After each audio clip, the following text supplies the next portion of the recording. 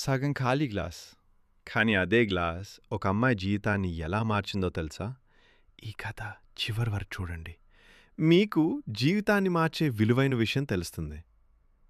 ఒక చిన్న గ్రామంలో సిరి అనే అమ్మాయి ఉండేది. ఆమె చాలా తెలివైంది, కానీ ఎప్పుడూ తనను తాను తక్కువగా భావించేది. ఏ పని మొదలుపెట్టినా నాకు రాదు, నేను సాధించలేను, నా అదృష్టం బాగోలేదు అనే మాటలతోనే మొదలుపెట్టేది. ఒకసారి పరీక్షల్లో తక్కువ మార్కులు రావడంతో ఆమె పూర్తిగా నిరాశలోకి వెళ్ళిపోయింది. తన గదిలో ఒంటరిగా కూర్చుని నా జీవితం ఇక్కడితో ముగిసింది అని అనుకుంటూ కన్నీళ్లు పెట్టుకుంది. అదే సమయంలో వారి గ్రామానికి వచ్చిన ఒక టీచర్ ఆమె బాధను గమనించాడు. సిరిని పిలిచి ఒక గ్లాసులో సగం నీళ్లు పోసి, ఇదేంటి అని అడిగాడు.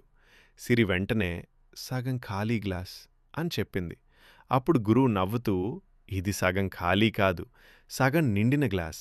సమస్య ఒకటే, కానీ దాన్ని చూసే నీ దృష్టి రెండు విధాలుగా ఉండొచ్చు. నువ్వు ఏ కోణంలో చూస్తావో అదే నీ భవిష్యత్ అవుతుంది అని చెప్పారు. ఆ మాట సిరి మనసులో గట్టిగా మిగిలిపోయింది. ఆ రోజు నుంచి ఆమె తన ఆలోచన మార్చుకోవాలని నిర్ణయించుకుంది. ప్రతి ఉదయం లేచిన వెంటనే నేను చేయగలను అని తనకు తానే చెప్పుకుంది. చదువులో కష్టాలు వచ్చినప్పుడు ఇది నా కొత్త పాఠం అని భావించింది. ఇతరుల విజయాన్ని చూసి బాధపడకుండా నేను కష్టపడితే సాధిస్తాను అని తన్ను ప్రోత్సహించుకుంది. మెల్లగా ఆమె మనసులో నమ్మకం పెరిగింది, చదువులో మెరుగైంది. ఇదే సమయంలో ఆమె తండ్రి ఉద్యోగం కోల్పోయి ఇంట్లో ఆర్థిక ఇబ్బందులు మొదలయ్యాయి. పాత సిరి అయితే ఈ పరిస్థితిలో మరింత కుంగిపోయేది. కానీ ఇప్పుడు ఆమె ధైర్యంగా నిలబడి ఇది ముగింపు కాదు, కొత్త ప్రారంభం అని అనుకుంది.